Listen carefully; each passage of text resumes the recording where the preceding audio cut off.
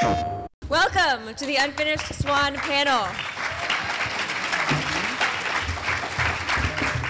So I'm guessing that we have fans in here of indie games and small creative titles.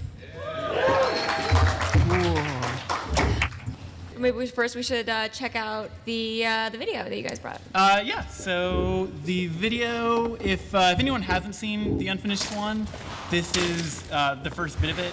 So the game is a first-person painting game, and it starts off in a completely white world, and the player is throwing these paintballs to sort of figure out what's around them. And our goal of the game was to create a sense of wonder for players. So we tried to make a space that players felt like they were actually exploring. And one of the ways we did that was by not telling them anything at all about the game.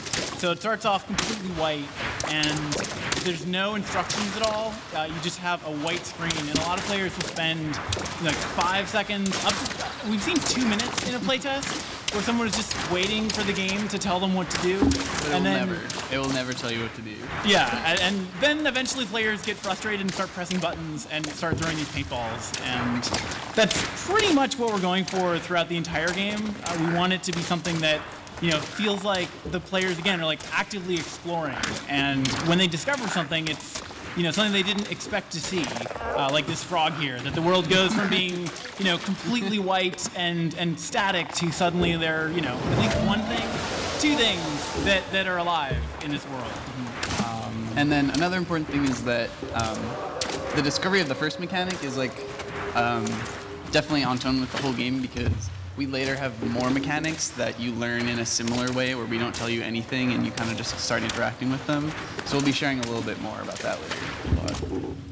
So we approached to getting the shape and the style, and I started doing some concepts.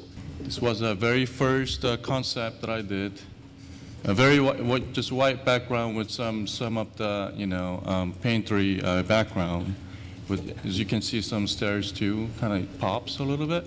And this was like the very early stage, the concept. Well, this is not the concept, this is actually the 3D render.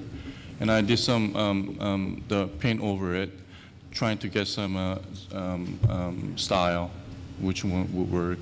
And I started working on some shapes, buildings and stairs and balconies, and started to just put it together.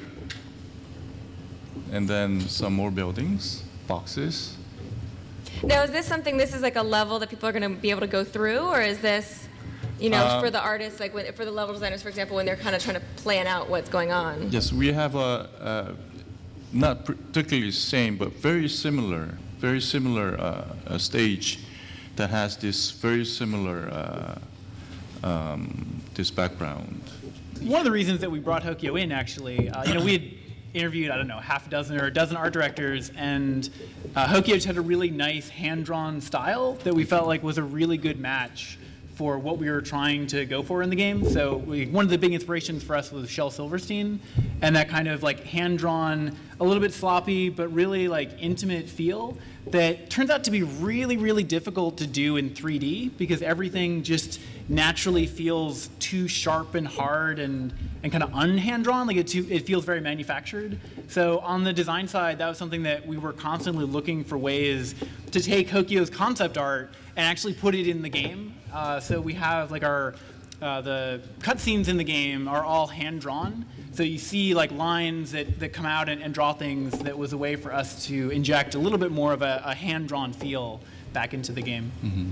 So after that concepts, and we made a quick little, you know, box level. And then I think that it was too bold, too contrasty, kind of wanted to make it a little bit soft.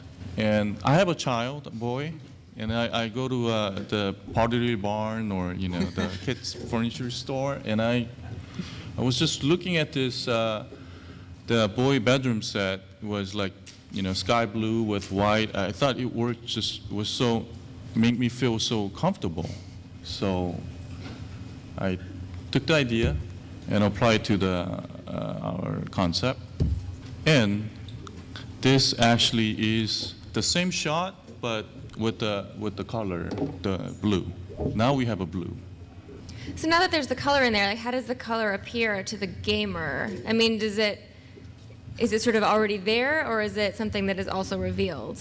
Yeah, in this area of the world, everything has already been revealed for you. So, we found that with the splatting paint mechanic, it was something that was very intense for players that worked better in short bursts. So there's still some like all white areas in this area of the world, but for the most part, players are now able to look around and sort of appreciate their surroundings. So now we're gonna see the result. This is what you see in the game right now.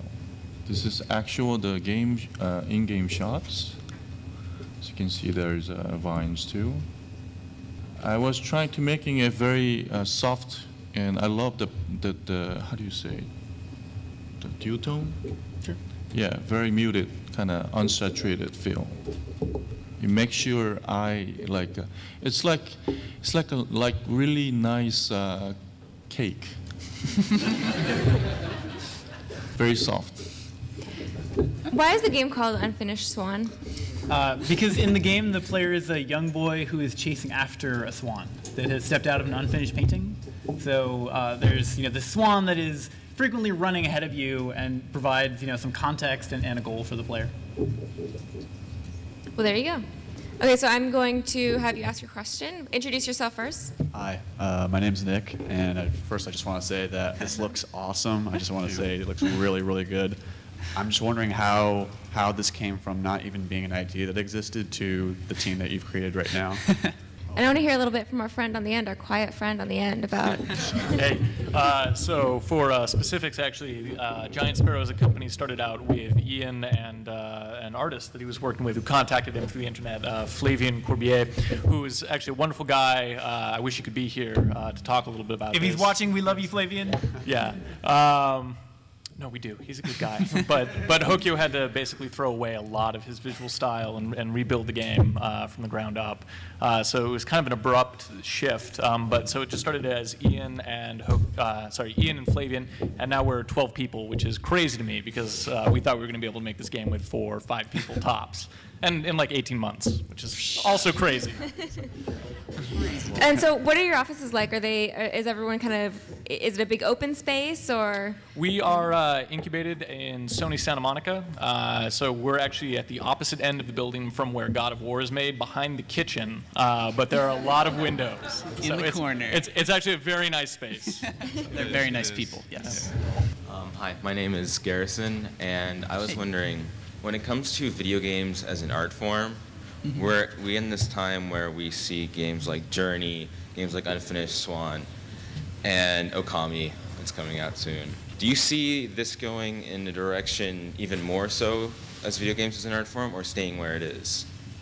We're engaging with actual art in terms of painting, just like Okami is like very illustrated. But in terms of like games as an art form themselves, I think we're definitely asking a lot of questions that other games aren't. And so we're saying, like, in this game, we're not telling you how to do anything, and we're trusting you. And it's a game about exploration, and we don't have, like, puzzles per se. It's all about navigating architecture and what architecture means to different characters. And so I think it's a story that's going to make you think in different ways than other games. And that's definitely the direction of these art games that are coming out. And in terms of whether or not we're going to see more of these games or fewer, I think that's really a question for players. So if players are interested and they support that, then companies like Sony are going to be willing to take a gamble on that. And it's just amazing that Sony would trust people that had never made a game before to spend 3 years and a lot of people's time and energy on making something like this. And the reason that they do that is partly because of games like Journey and Flower, that they've said like, okay, because everyone wants to make cool, interesting, weird games, but it's not free to do that. And so yeah, if people are interested and if there are platforms that are hospitable to it, then yeah, there will definitely be more. So a little more directly, please buy the game, and it's incredibly flattering, and it's a great honor to be mentioned in the same sentence as games like Journey. I think at the end of the day, what we're trying to do with this game is create a sense of awe and wonder in players, and if we achieve that, I think we've succeeded. And then if somebody looks back on this game and says, "Hey, I think they pushed the medium forward. I think they helped the game stand up as art," then all the better. That's but players and player experience, that's #1 for us. All right, guys, I'm sure you'll be hearing more about this game, and I can't wait to check it out. Thank you so much for our panelists. Thank you guys so much for coming here and checking out some of this awesome art.